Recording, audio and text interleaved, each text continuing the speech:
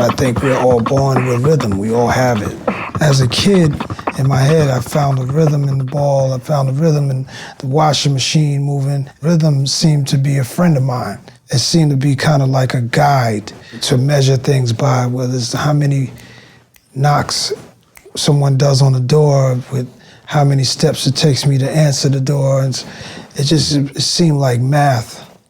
I think math is God's language. All of nature has rhythms. If you look everywhere, you see rhythm. It's really an underlying principle of the whole universe, from physics, from atoms and how they vibrate. Our brain activity oscillates and has its own natural rhythms. And these rhythms are not just a piece of how the brain works, it's the core of how our brain operates at a higher level, the core of how we pay attention, how we remember things. But more than that, a way that we connect with each other, and then even its potential to be a therapy and to improve how we function, whether we're healthy or we have a disease. I wanted to create a film where kids from these communities around the globe had a voice. Hip-hop became pretty quickly an amazing tool through which to tell this story because it was such a huge part of their lives. The more research I did and the more that I traveled, I just realized, oh my gosh, this is the thread that is tying all of these communities together, and it's incredibly powerful how this music form and this dance form have literally changed these kids' lives. And they got into it the same reason that the kids in the Bronx got into it.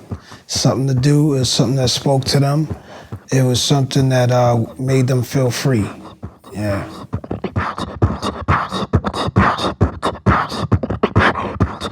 When a cipher of dancers forms in a village in Uganda, they just all gather around and they create the music by all in unison going ba-boom, boom, boom, ba-boom, boom, boom, bouncing cats, ba-bouncing cats. And that becomes the music, and they don't need anything else. And how universal that is. Every individual connects with rhythm because we are built out of rhythms. And dance itself as an art form comes out of every culture in the same way. I think it's interesting how we are compelled to dance when we hear a beat, or move at least with it. Mm-hmm. One of the principles is our brain works on exquisite timing. It's a repetitive pattern.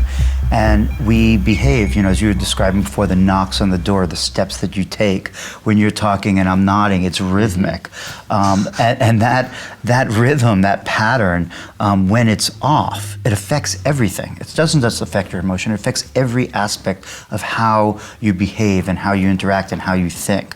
So we think, right? So now we have to prove that the benefits of becoming more rhythmic will translate across so many different domains. That's one of the biggest lessons you learn as a filmmaker, as in that mode of storytelling, is that very early on you need to figure out what the rhythm of your story is. You see rhythms across so many different time scales, like the quick rhythm when you're freestyling, but the longer rhythm of a story. When you're writing lines to a song, how influential is, are you wanting like empty space and no sounds around you? Or how influential is having a beat in the way that you then produce the actual words?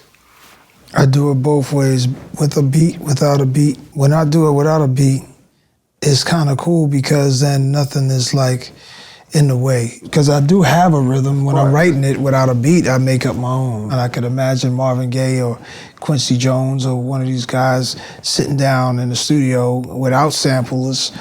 They had to create it all originally, and they hear the sounds and melodies in their head. They all find themselves together on the same idea, even without it being written down. Rhythm, as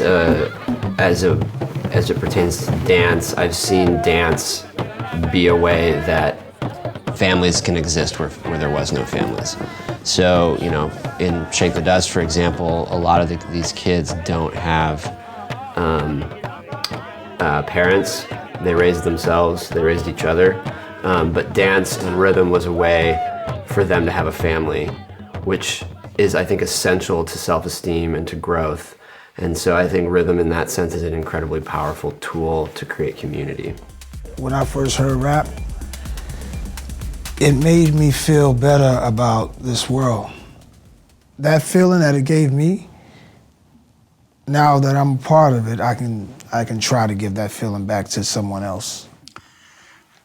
I feel like right now We have a unique opportunity to use modern technology, and rhythm is such a perfect piece of that puzzle. And if we could figure out how to bring all this together and then use rhythm as a therapeutic tool to really help people and convince the scientific and medical community that medicine is not just a drug or a molecule, there's other ways of improving our lives, that would be a really big contribution.